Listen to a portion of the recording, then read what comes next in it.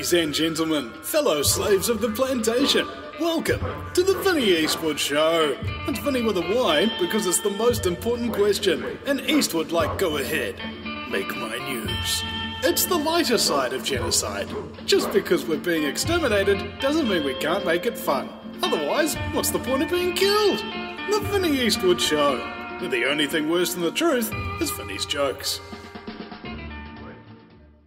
Welcome, ladies and gentlemen, to yet another exciting episode of the Vinny Eastwood Show, broadcasting live on American Freedom Radio for the listening joygasms of the intelligence agencies that are tasked to listen to the show. Thank you very much for joining us too.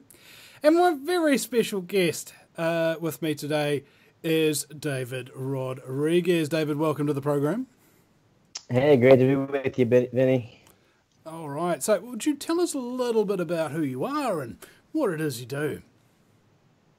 So I am someone who is in business with John Taylor Gatto, the author of The Underground History of American Education. And I just came across his work and how important it is because I went through 12 years of public education, like many of your listeners, and found out that the key crutch of it is mandatory attendance policies.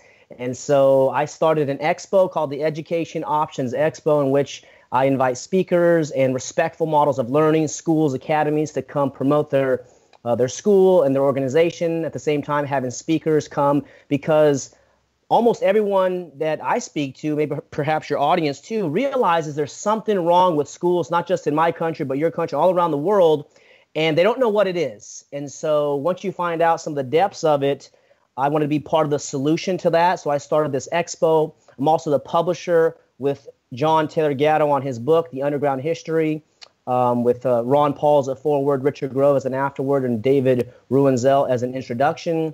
And I'm also writing a book about apprenticeships myself. And so the quest that I'm on is to liberate these young people from this forced schooling model because of its disrespect, because of the long-term ramifications that it has on the human mind, and then also how it affects societal's problems. So that's kind of a little bit about myself and why we're speaking today, I think. Well, that's good. Education is pretty much going downhill pretty badly. And as evidence, I'd reference that a lot of people think of John Taylor Gatto as some kind of dessert. Now, I do believe, on the other hand, that it is actually quite easy to understand education. But you need to study government mind control institutions like MKUltra and cult indoctrination like the Manson family. And then suddenly, education is no longer confusing because it's cult indoctrination and mind control. And only that. Yeah, I wouldn't disagree. I mean, indoctrination is to indoctrinate, take a doctrine, and in the state schools, they are taking state worship. And so naturally, any organization that's going to be teaching kids is going to promote their values, their attitudes, and their benefits. Whereas the word education actually means to draw from within, to draw out. And so the great thinkers of our time, like Buckminster Fuller, said that each child is a born genius, and the challenge is that they get de-genius trying to please their teachers and please their parents. And John Gatto also said that genius is as common as dirt. And myself, I would say that every person is brilliant in their own way and genius perhaps. And so it's a matter of educating oneself to draw out that genius, that brilliance, and then put it into a service or a product or some type of profession that benefits other people. Whereas the state school is about memorization and faith based on nothing except ideas at a young age. You're pledging allegiance to a country that has been taken over and is no longer what it stood for, 200 plus years ago. See, when I went to school, I could already speak English and do basic maths. And then when I left school, I found that none of the things that they taught me while I was there for like 10 to 15, 17 years was of any benefit to me because I already knew basic maths and basic English were the only thing I utilized after school that school taught me anything about. Very common. Yeah, we learn so much before the age of 6 and 7. And so the common fear is, well, how are my kids going to learn to read, write, and do math? Well, they're doing that beforehand And you don't even need those things unless your career determines that as you decide that in your teens or early 20s and things like that. So, yeah, the most important thing is human imagination, human creativity, people skills, speaking skills, communication skills. And these are all initially learned at a young age. And then once you're told to sit in a classroom and you have to raise your hand to speak, you got to raise your hand to go to the bathroom, you have to get permission for everything that you do. What's actually the students are learning is their degree of obedience. Can they obey? Can they memorize versus actual critical thinking? Because the kid who always, quote, got in trouble was the kid who's asking, why are we doing this?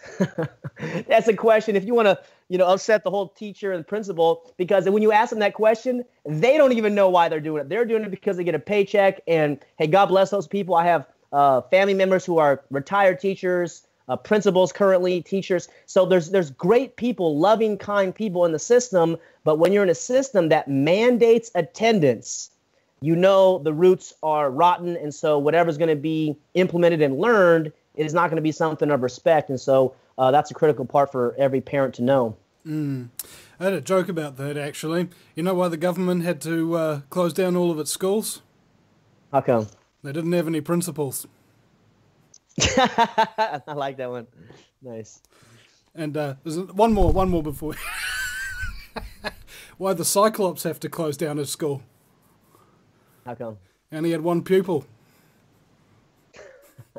Right, you can't pay the bills with one pupil. You need at least 25 or 40, right, to get the money from the government.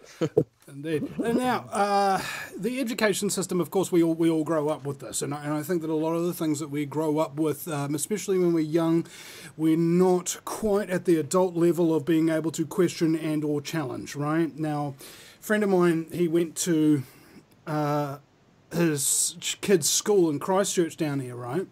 And he told his son, don't let the dental nurse give you fluoride, all right? Don't let the dental nurse put fluoride in your mouth. The son knew it, anything like that, but they just did it anyway, even though the son was saying, no. And it's because when you're a kid, you don't have the ability to fight back against an adult and say, no, this is my life, this is my body, go away.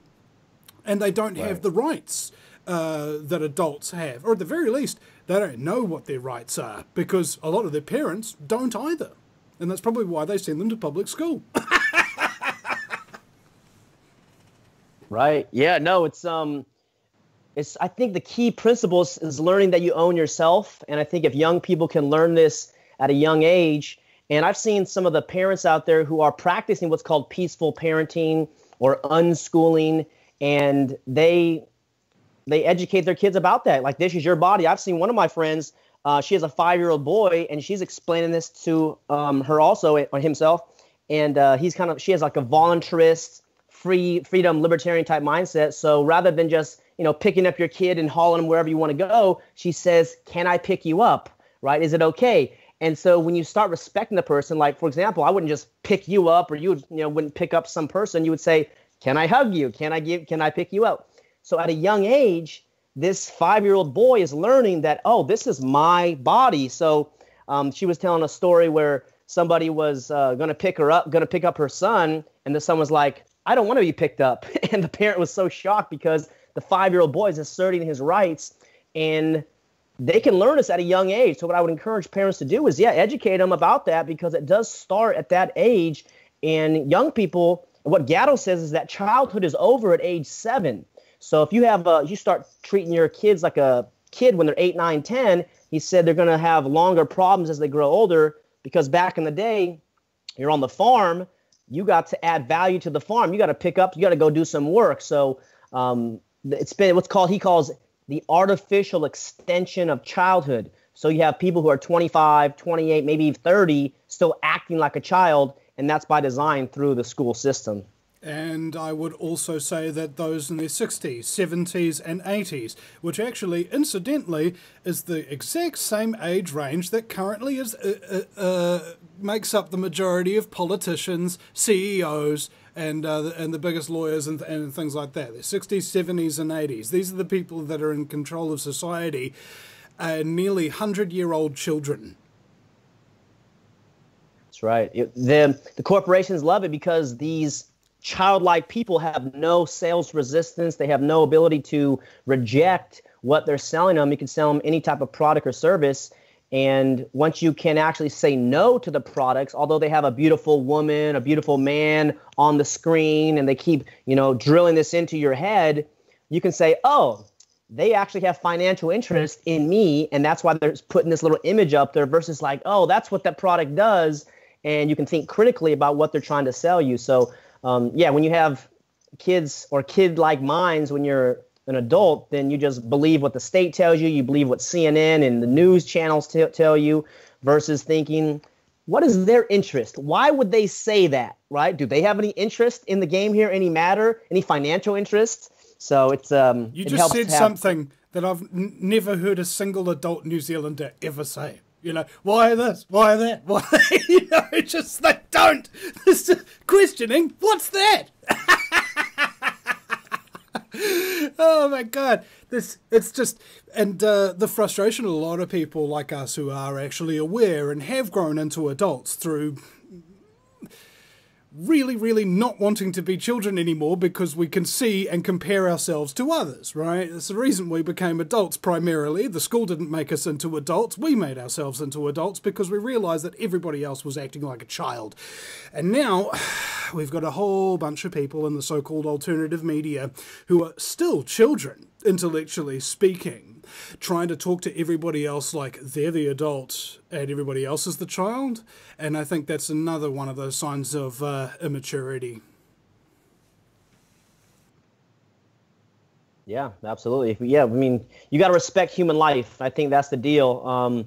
No matter what someone's view is, if you see other person as a human being and the value that you put on your own life, then, you'll, the benefit of this communication device and even America when it started was that you could actually have debates. You could actually argue without having your head chopped off, back in the days of the monarch and these types of things. So that's what the state and these, deep state operations are attacking is free speech and the political correctness. If you probably noticed that you're like, you got to tiptoe around, you don't want to offend people. But I think as long as we're being respectful of them, the debate is on, and so they're going to try to, control the communication and the minds of people so that they can't speak freely. But the truth is that this type of conversation, we're having a conversation, but other people want to have debate. It's fine. It's great to have arguments and debates because now you can refine the ideas. You can get down to the bottom line truth if it exists in that particular case versus just accepting things as they are and let the state and the politicians and these huge organizations and agencies behind the state lead us off a cliff onto global government and more war, more pain and suffering. One thing that struck me is that the word argument is now a dirty word. It's a wrong word. You're not allowed to have those because that's aggressive. That's too bad. That's negative. Whereas if you look up the definition of an argument, it's two people who, with honesty and respect, share their differing opinions and ideas and evidence with an open mind. Does that sound like something negative? It does if you're a mind-controlling sociopath. Which is the vast majority of control systems, and that's just basically how it works. It's trying to foster that psychopathic, narcissistic mindset. And these disorders are plagued by, surprisingly enough, underdeveloped brains as children. So you've got children who grow up in a violent or unloving environment. They're not taught to respect themselves. In fact, they're taught over a long period of time that they don't have any power, that they can't protect themselves from their violent parents and so on and so forth. So that when they grow up, they become incredibly violent and aggressive and things like that, and manipulative, because they recognized, and I think their self-preservation mechanism kicked in too early at too early a time, and it channeled their brain development into the reptilian brain and didn't allow them to develop their mammal brain, which deals with emotion, and their analytical brain, the neocortex, which deals with logic and facts and evidence. So you've got somebody who's a hyper predator, essentially, without any maturity or so much of experience of love and caring about other people. And in fact, what they crave is power, so that they don't get put into a powerless position again. Now, if that's the mindset, that predatory self-defensive mechanism that winds up being in charge, those kind of people raise their children to wind up being exactly like them. So I believe that being raised by the state will turn you into a narcissistic person, and to a large degree, or it'd have a very high probability of it turning out to that way, and developing certain traits and things like that. This selfishness, this untogetherness, this I'm better than everybody else-ness kind of thing. And I remember something the Greek told me. He said, the most degrading thing you can do to a child is give them a grade. Yeah, well, because grades are irrelevant. I mean, when was the last time anybody ever asked you for your grades? In the U.S., they have a SAT, Standardized Achievement Test, and because these are things which we're told are important for 12 years, and you got to have high grades. You want to go to college, and your GPA matters, when in reality, those things don't matter, and what matters is performance. What matters is your ability to work with people. And so when you're applying for a job or a position, you might put that on the resume, but that's not what they're looking at. In fact, there's videos of Gatto online where he talks about what Harvard and Princeton look for on their admissions departments. And here's what they look for. They look for a record of distinction or a track record of performance. Because when they're getting all these applications coming into their university, they see plenty of 4.2s or, very high GPAs, valedictorians, the top GPA in the school. But they don't want somebody who's just going to conform. They don't want somebody who's the same. What these universities are looking for are unique, original thinkers, because those are the people who go on to achieve great things in life. And so what he talks about is they look for people who are going to be famous, and people who are going to be wealthy, because as you become famous and wealthy, now you're in the spotlight. And so if they can recognize, oh, this is a young person, age 14 or 16 or whatever, how old the applicant is, say, oh, they're gonna rise with or without our school. Let's put our brand on them. And then when they graduate and they go and become successful, the onlookers will say, wow, where did you go to school? Harvard or Stanford or Princeton. Wow, that must be a good school. When in reality, you already applied to that school when you had all the skills, abilities, and talents to become a star. So you could have went to some podunk university and you still would have become a really successful person. And so there's all these little secrets about the real world and what getting into college is about and what these universities look for. And it's mind-blowing, actually. It's like the up is down and down is left, or down is up, right is left, left is right, and it's backwards. And so this is the process, and this is what's in the book. He talks about his 30 years in the classroom. He got State Teacher of the Year, and he just said, something strange going on here. What are we a part of? And he found out that this institution was imported from Prussia, Germany in the 1800s for the benefit of soldiers, or I should say the generals, to the detriment of soldiers, because they lost a battle and all the generals and the leaders got together and said, man, why did we lose that battle? He said, because when we commanded our soldiers to march into the bullets, they actually didn't. They went all different ways and they fled for their life, like you and I probably would. They said, man, we got to do something. And so that's when they started coming up with the idea of forcing indoctrination and drilling, so that when you're given a command, you don't think about it. You just walk into the bullets, or in society, you just follow along what the state tells you to do. And about 20 to 30 years later, the Great War happened. What was the Great War mostly known for? A whole bunch of people being ordered to go up over trenches into machine gun fire without question. I wonder if there's a frickin' connection here. It was just, it was the Prussia-Franco War that really signified everything. Prussia had instituted, I think, maybe it was only about 10, 15 years before that war between them and France. This was pre-Germany, ladies and gentlemen. And the Prussian troops rolled into France, nailed them, hardcore. They didn't even see it coming. They're like, sacre bleu, and then all the rest of the countries around the world just go, wow, These Prussians certainly managed to brainwash their kids incredibly well so that they would just go in and follow orders and kill anybody we told them to. And they wouldn't question us either because we beat them out of that as a child as well. This could actually be quite working well for us. So when the United States started opening up its first public schools, there was a hell of a lot of resistance. They had to call the cavalry, literally calling the cavalry, men on horseback with ropes, to snag children from their parents, to drag them to school. This is how public institutions really started. And when you look at just the origins of something, you realize not only has it not gotten any better, but the state's proclivity to destroy creativity, the ability to question, and more to the point, be an individual at all, has only gotten worse. And we're now living in a society that they've built.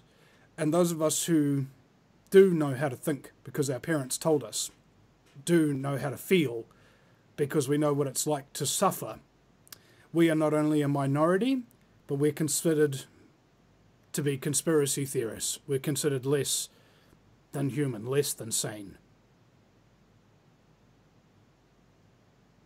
I don't feel that way. I mean, I think, everybody has their own opinion about someone who seeks for truth, and all these funny labels doesn't change the reality that, hey, there's been false flag events. There's been a change in history. I mean, as recent as 2004, you had candidate Bush and candidate John Kerry running for president in the United States. These guys were fraternity brothers at Skull and Bones fraternity at Yale. So that doesn't change the facts. So I'm not concerned with what other people think about me or the labels that they put onto. All I want is truth. And the fact is that we spend 12 years inside of a school system, and school season's about to start. So that's 50 million kids in the U.S. And by some estimations, that's 700 million kids worldwide, not being asked what they want to learn, but saying, here's what you need to learn in order to be successful. And the fact is that's just false.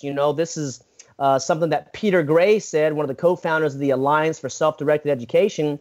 This forced schooling, is equal to or greater than the civil rights movement in the 60s, because we're violating the most innocent people in our society by mandating them be inside a building and tell them, give them all the stress. I don't know if you remember have any stress taking tests, or if some of your buddies did. Like, some people really worry about this stuff, and you find out later, nobody cares about your grades. It's not what it's about. And so I find that very disrespectful. And now with the implement of these pharmaceutical drugs, they're giving them all this Ritalin and Zoloft and all this other stuff, because if you're a 10-year-old boy and you can't sit down for 8 hours, then there's something wrong with you. And that's just terrible to even think is how far we've gotten as a society.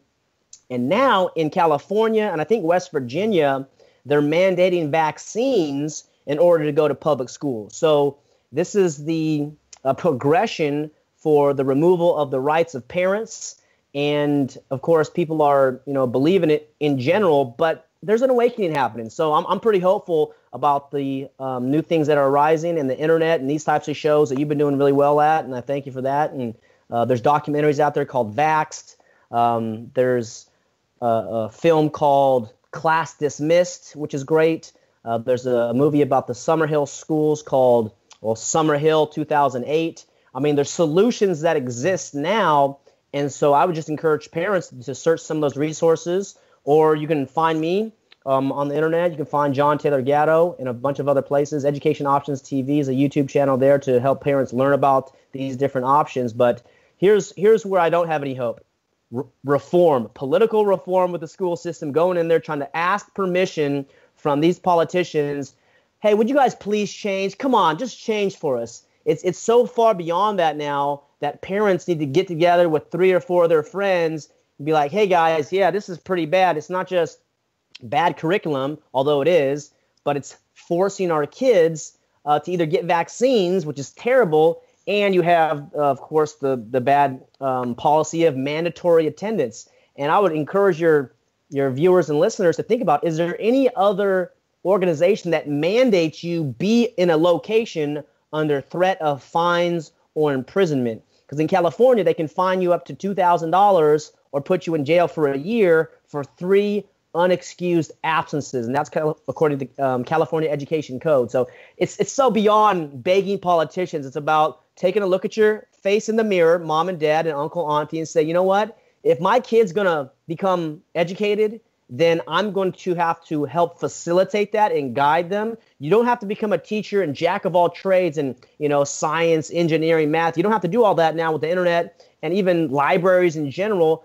But you do got to start asking questions. So rather than trying to download all your wisdom and knowledge, which I'm sure you have, you want to start asking questions and facilitate their interests and their passions, because a great man said, education is not the filling of a pail, but it's the lighting of a fire. And you want to light that fire for your kids and let them carry on with their life successfully.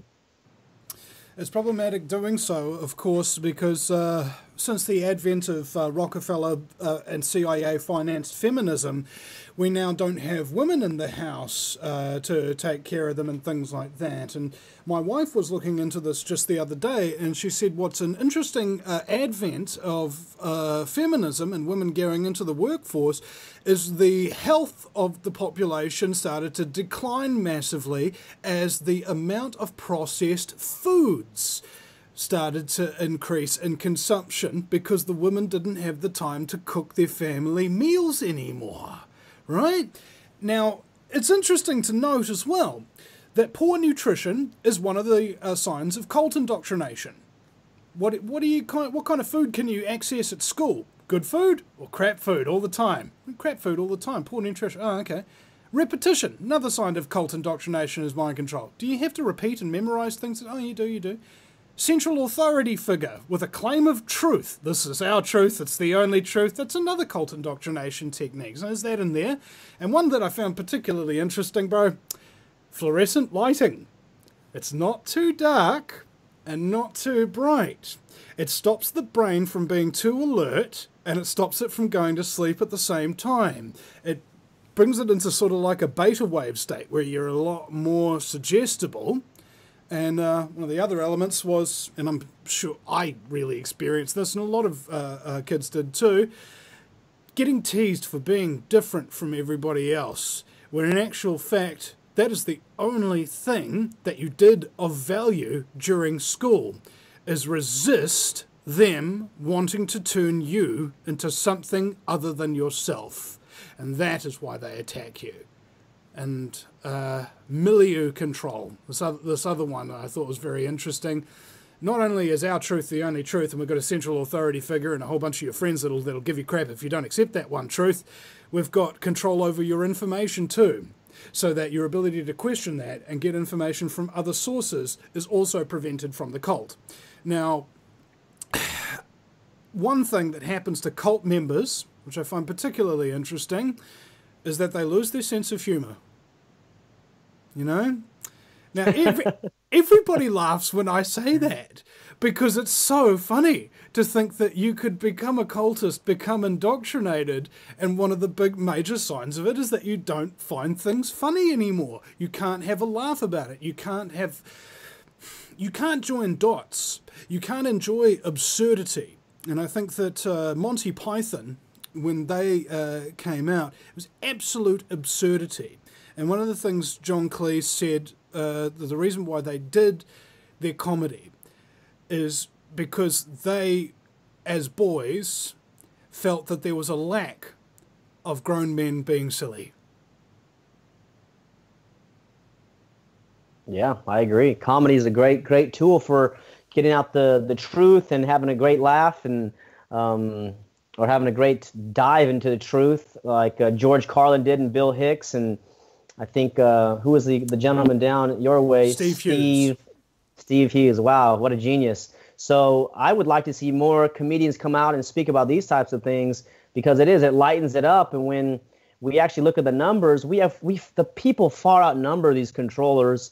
And so, yeah, I would love to see more comedy and humor directed at the state, at these agencies of power, because it's total mind control. And once we can break through that, and a lot of it is through laughter, and realize, yeah, they're just people. They're not some superior race of, another species. They're just humans, and they're trying to control and run our lives. And once we realize that, we're quite empowered. Well, I got to sort of disagree with you there about whether or not these people are just people or whether or not they're just human. I believe that people have been operating under a delusion for a long, long time that we're the apex predator, that there is no predator that preys upon us. And I don't think that's true. I just think that the apex predators look human, but they don't act like it, right? They're the ones that are not preyed upon by any other creature. Psychopaths, right? Creatures without conscience or creativity, people who can sleep at night easily, despite the horrible things that they do, because they don't have a conscience to keep them up, like we do, right? And that's the problem with people who have a conscience to a large degree, is we falsely believe that everybody's like us. But unfortunately, ladies and gentlemen, there are people in this world who do not think like you do, and they absolutely do not care about you. Right? And this is another thing, and I'd like to get your take on that. How can you tell a child about a predator like a psychopath and get them to understand it so that when they see it, when they hear it, they know to run from it? They know to go, yeah, of course, and then walk the other way, going, that guy's a psychopath, never again. Right? Now, because I was having a conversation with a mate of mine, and he says, oh, it's so hard waking up to the New World Order, how there's this Illuminati and the mind control and shit and stuff, bro. And I was like, well, maybe if you were a kid and your daddy sat you down and you say, look, Jimmy, the world's run by ruthless criminal sociopathic scumbaggery, and they're trying to try and brainwash you and enslave you and eventually exterminate you. Okay? Enjoy your meal. If it had been come across from early in our life, and it was like nothing new, right? Would we have had that traumatic wake-up experience that so many of us have had, when the lies and the trauma and the things of that nature that we've endured for so long suddenly get realized for what they are? Yeah, no, that's a great question, and I don't know how you teach kids to identify psychopaths and what to do about it. Even how do you identify psychopaths? I guess people without feelings and emotions, but it's interesting because they're just humans. But yeah, maybe there is some demonic forces or off-earth forces. I don't know. I realize something, whatever it is, yeah, it's something that's not human, not strictly in the sense of the word. Yeah, I think in the last 15 years, I think over 1 million Iraqis have been killed under the U.S. Spreading democracy and freedom, and tens of thousands of American soldiers, and up to the point where now veterans in the U.S. are taking their own life, suicide. Over 22 a day are committing suicide. So yeah, the people who are behind it, I think maybe it's like how a farmer would look at cattle, and how they just they're not conspiring against the cattle. They just see the cattle as a resource for their benefit. And so according to Darwin, or even the eugenics of Francis Galton, some people are just better. So that's what he said. I don't believe that. But so if you actually believe that some races or some people are better than other people in terms of their human worth or human value, then you can easily justify doing these heinous things because they're inferior, right? So I'm doing them a favor, or they're not valuable. And I think that's the idea that has to be shared with people. And even like celebrity worship, I used to be really starstruck by certain people, and like I just admire them, and I admire people. But now when I'm around them or close to them, I'm not impressed by them because they're humans, and maybe they're talented in whatever they do, an athlete, a musician, or whatever they do. But they're just like me, they got to put their pants on one leg at a time and their shoe on at the same time. So it's like when that realization comes to the person in terms of self-esteem, self-worth, self-confidence, even self-liking or self-love, then you become empowered. And yeah, of course, I don't know how many psychopaths are around, in the world, but I'm sure many of them are in political office and, running the central banks. And perhaps even in the military, having people get killed. But some people are just fervent believers in what they do. You know, they really believe in, you know, the state and, you know, America and these things because the propaganda is pretty good, you know. And so this is why I think people should, you know, take a look at the book Propaganda, not by Ivy Lee, but by who was the person that talks about propaganda? Anyways, back in the 20s, you know, I've got an answer to that. Edward Bernays, the nephew of Sigmund Freud. And in fact, me and a friend of mine just had a conversation about this yesterday. Is that's the reason why a lot of people think and act the way that they do. So to be angry at people for thinking and acting the way that they were trained, like a dog, to do is really it's dehumanizing, essentially. And unfortunately, the education system's gotten so bad that most people think Bernays is a kind of salad dressing. Sure, exactly. And I think he's the one who said most of your values, opinions, and ideas have been given to you by people who you don't even know exist. And he said that back in the 20s. So imagine how advanced the techniques are. And these celebrities and these people who are in the spotlight, many of them don't understand this, right? Because it takes some research to go down and actually learn about this type of stuff. So they don't realize they are either have handlers with the CIA or they have handlers with these organizations and control mechanisms. And it's, you know, they got to paint it as something good and useful and, you know, humane, but they're being used for huge corporations. And even the story that really is unbelievable is the Pat Tillman story. I don't know if you heard about this guy. He was a famous NFL football player, and his brother, this is in 2003, his brother volunteered to go fight in Iraq. And so he left his multi-million-dollar contract, and then he also flew to Iraq with his brother. Let's go get the terrorists, right, who bombed us on 9/11. Well, long story short, he's over there and he's writing letters back to his family and saying, hey, this war is a scam, right? And his opinion shifted from being a pro-patriot for the, you know, let's go get these terrorists to somebody who's awake and said, something's going on here. This doesn't look right. Well, because he's a high-profile athlete and his tour was about up, he was going to come back and presumably be a anti-war voice. And this is right at the beginning of the war. So that was going to be problematic for the state. Well, he ends up dying mysteriously. And there's a documentary about it where his mom testifies. And basically they said, oh, he was killed storming a hill. And then we find out later, oh, it was friendly fire. And then you find out later there was 2 bullets in his head. And it was quite suspicious. And it appears that he was killed intentionally for that anti-war stance, which was going to be brought back to the U.S. So when you're high profile, this is why a lot of people in Hollywood are afraid to speak out because you're supposed to do what you're told. And if not, you know, your life might be at risk. Or if you do what you're told, then there's riches and fame that's going to come your way. So I think what kids need to realize is that their life matters and they can become a star. They can help get the word out about self-ownership, their life, peace, voluntary relationships, collaboration, because these schools have their own Marxist, collectivist type agenda, which is now being pushed through. And it's, I think, better if parents remove their kids, homeschool them, or you can put them in democratic schooling. There's something called agile learning centers. There's a variety of options out there, but if you leave them in the state school system, they're going to have a huge disadvantage. And you might even have a damaged relationship because of that. Well, why would sending my kid to a place that they don't want to go every single day, every single week, to do stuff that they don't want to do, forge a bad relationship with me and my child? I mean, it's not like I'm not listening to them. Yes, it is. You're not listening to them.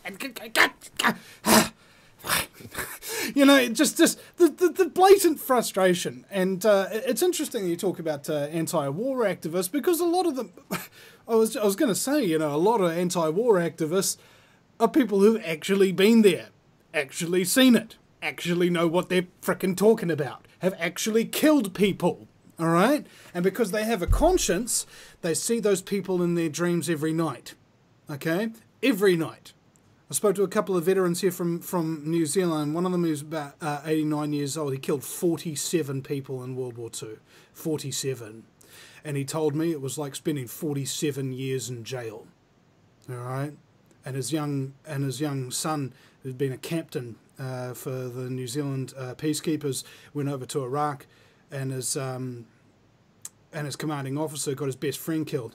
died in his arms, right? And he says, why do you think we drink all the time? Why do you think we drink every night? It's because once we get to a certain level of drunk, when we pass out, we don't dream. Okay? And that is the reality that all of these veterans are actually dealing with on a daily basis. You want to know why they commit suicide?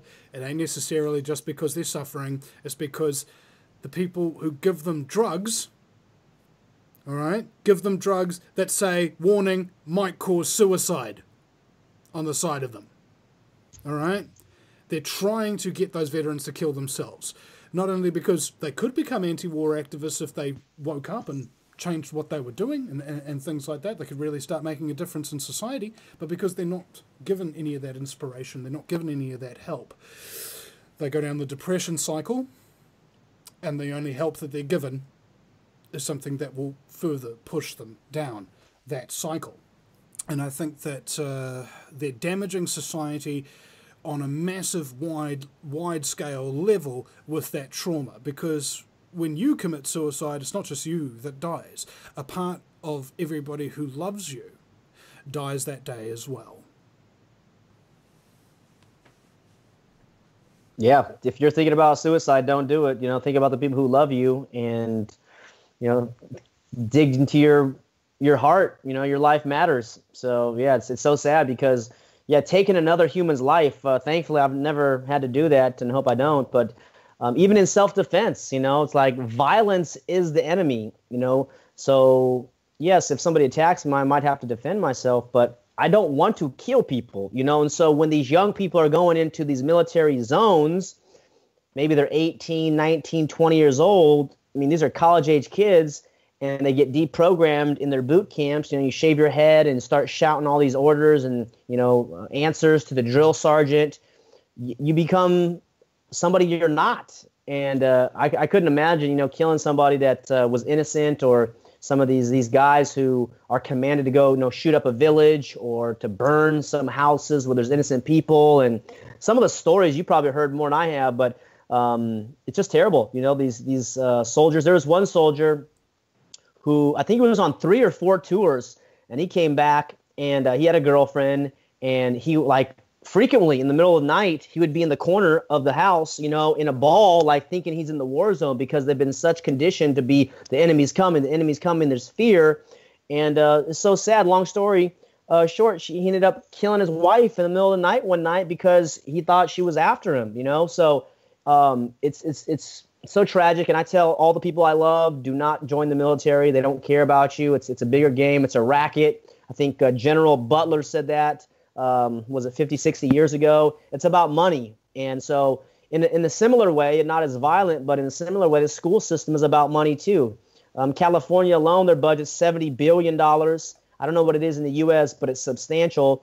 And so you got to think about all the people making money, not just the teachers and not just the administrators, but what about the textbook publishers? What about the architects? What about the cafeteria business? What about the bus manufacturers, the gas companies? I mean, there's a huge pipeline of funds being distributed based on these school contracts. So if you want to shake that system from the inside and think that's going to work, I don't think so.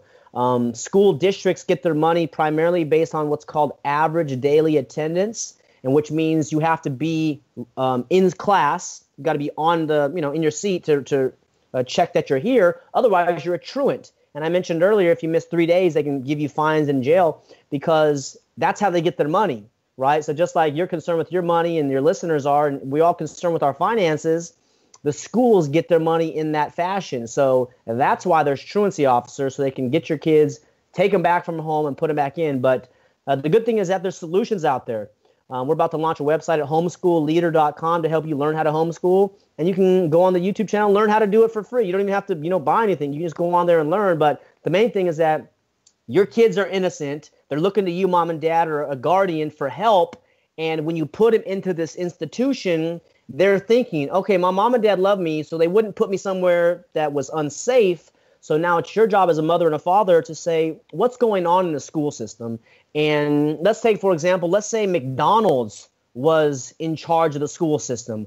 What would the school system look like? Well, you pledge allegiance to the M flag every morning, and there'd be a picture of the past presidents of the corporation and the current president, and then you learn about how healthy and nutritious all these preservatives are for your body to process, and then what would be the end goal of that school system? To become a lifetime consumer of McDonald's foods, and if you get real lucky, you become an employee of McDonald's, and maybe, start your own business there. So it's like, and there's nothing wrong with doing that. You got to make some money, but understand that corporations have interests. The state have interests, and so do you, mom and dad, and so do I. So what is your interest? You want your kids to be happy. Perhaps you have some values you want to share with them. You have some lessons learned you want to share with them. But by delegating some of the most impressionable years of their life, age 6 to age 18, under the care of strangers, you are telling them by your actions that is a safe place. And I'm here to tell you right now, that's not a safe place, because the curriculum and the habits that they're learning are fatal, potentially, right? If you're learning to obey orders without critical examination of them, that's a problem, because that's what happened in Nazi Germany. People were putting people in trains, taking them to the gas chambers or wherever they're taking them, and saying, hey, I'm just doing my job. I don't make the rules. I just enforce them. And so it's so sad when I see that nowadays people, with like carpool violations or speeding tickets, all these just ridiculous violations. I'm not doing my job, or I don't make the rules. I'm just doing my job. So, parents, do your best to learn about what's going on in there, and then take a step. You can do it. Although you might have gone through the public schooling system, now with the internet and these types of programs, you can learn how to empower your child, and you can do it a lot of times for a very low tuition amount. Now, it's interesting you bring up the example of McDonald's being the one running our school system, because when I'm driving around and it's school's out time, right? And what happens is, guess what vests these children who are helping the other kids to cross the road wearing? They're wearing McDonald's vests.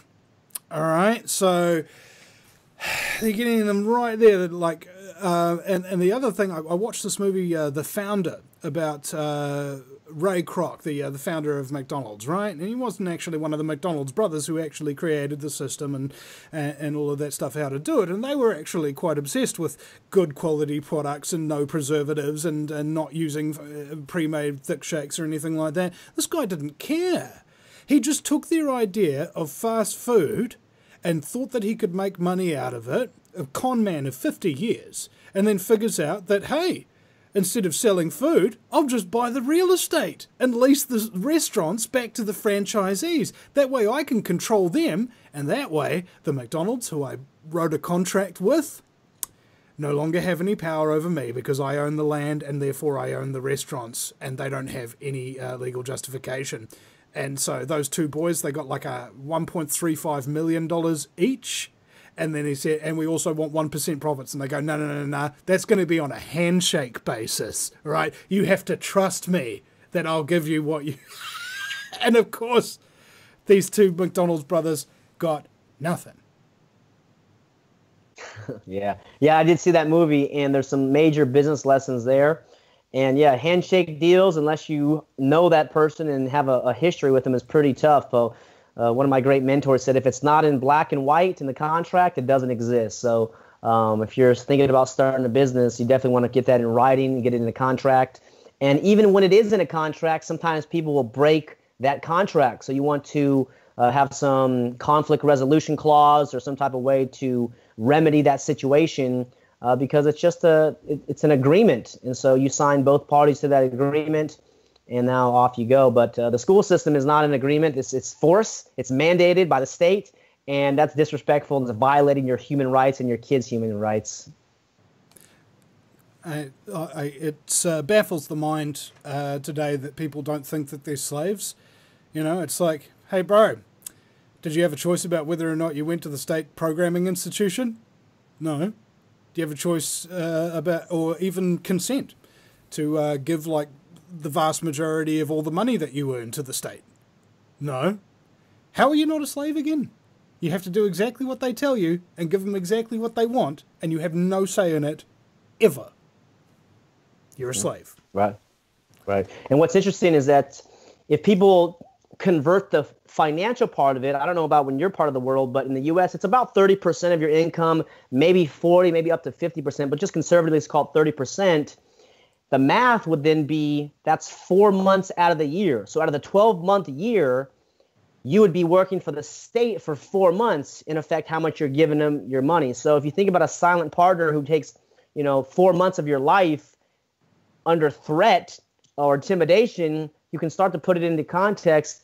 Maybe the state is immoral. Maybe the state is illegitimate, and perhaps society and humanity is going to a new place of awakening and consciousness that voluntary relationships is the answer. And what John Gatto says, if you want to transform the school system, there's only one thing you got to do.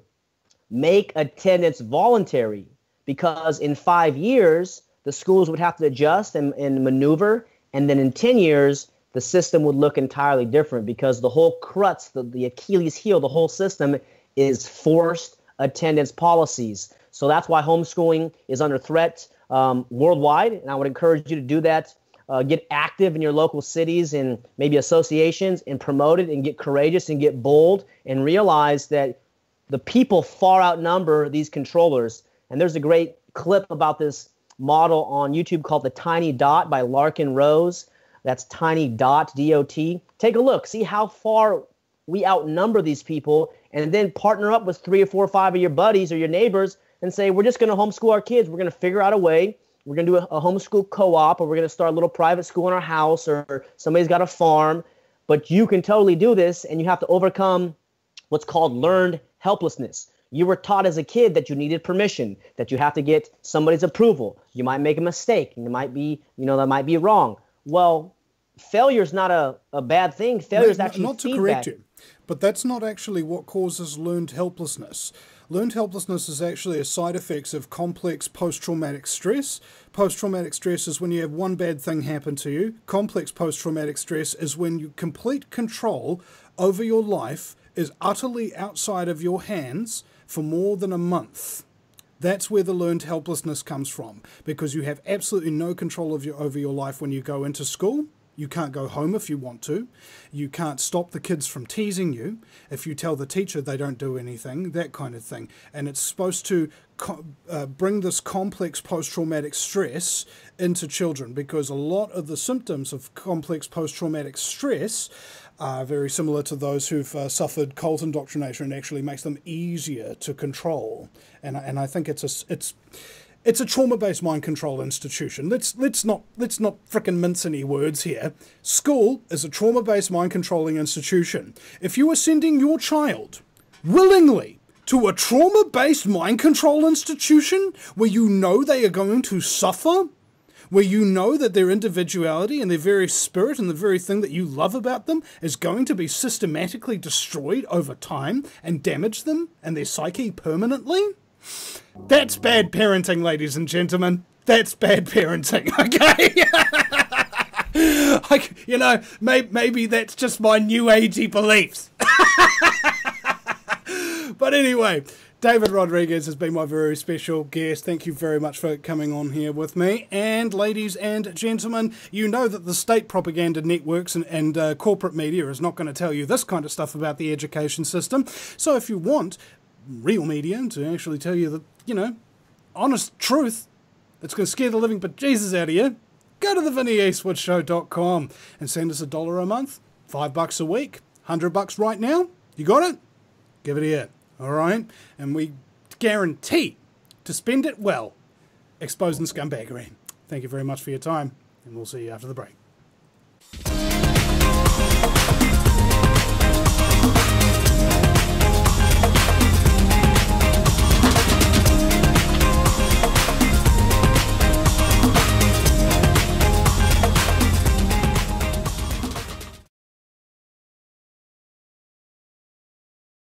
Hi folks, I'm Vinnie Eastwood from The Vinnie Eastwood Show, the first and only New Zealander in history to be offered a talk radio show on an American network.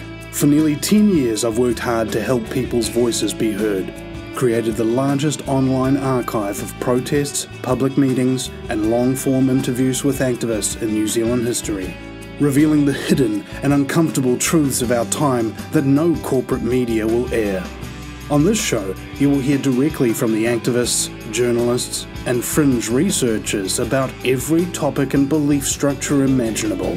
No taboo topics, no fear of doom, and only one rule: have fun.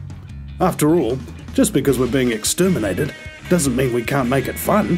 Otherwise, what's the point? Thousands of hours of free audio and video content with almost any guest on practically any subject you can imagine is available right now for free. Why? Because people all over the world have been giving me a few dollars a month. Many have been giving $5 a week, others $10 and $20, each according to their means. Some so generous as to donate $100 a month with one specific instruction: just keep doing what you're doing, Vinny. This show has changed and in some cases literally saved lives. There are people who live today who would have taken their own life had it not been for the good humour and mind-blowing conversations with some of the most brilliant people on the planet to remind us that there is a lighter side to genocide, and the only thing worse than the New World Order is the jokes of Vinny Eastwood.